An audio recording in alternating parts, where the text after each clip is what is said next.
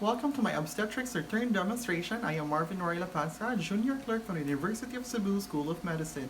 So today we will be performing the following. We have the OB score, the EDC or estimated date of confinement or otherwise known as EDD or estimated date of delivery. We also have your age of gestation or AOG and the body mass index or BMI. Let us start off with our case. So we were given a case of a 26-year-old mother consulting for labor pains.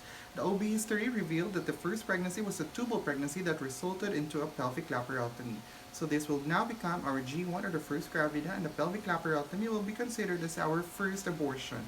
After 2 years, she had another pregnancy which is complicated by threatened preterm labor but was able to deliver at 37 weeks AOG. So this will now be considered as our G2 or the second gravida, and because it was delivered at 37 weeks AOG, it will be considered as our first term delivery, G1. Also, this is now our first parity. 37 weeks AOG to be specific is considered as early term delivery. The current pregnancy or the third pregnancy will now be considered as our third gravida. So after going through the complete history, we can now identify our OB score. So we have 3 gravida, G3, we have 1 parity, we have 1 term delivery, we have no preterm delivery, and we have 1 abortion, and lastly we have 1 living child. That gives us an OB score of G3P11011. Estimated date of delivery.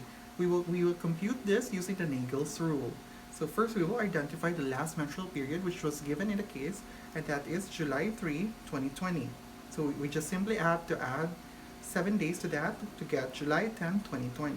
And then subtract 3 months from that, and we'll get April 10, 2020. Lastly, we will just add 1 year, and we'll get the estimated date of delivery, which is April 10, 2021. Next, we have the age of gestation by LMP.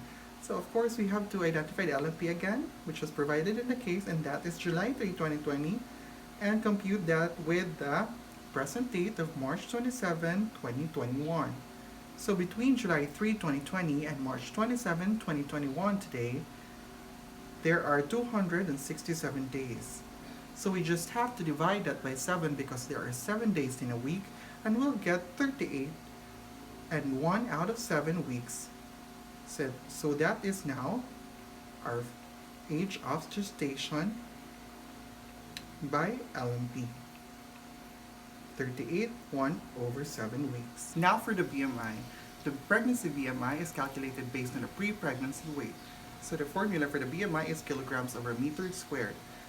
In the case, we are provided with a current weight of the patient, which is 72 kilograms. So we have to subtract that with the total pregnancy weight gain of 11 kilograms to get 61 kilograms. We are also provided with the height of 5 feet and 5 inches in the case, so we have to convert that into meters. So we get 1.65 meters. Now we just have to substitute. For the weight, we have 61 kilograms, and for the height, we have 1.65 meters squared. The square of 165 is 2.7. So we just have to divide 61 kilograms to 2.7 to get 22.6.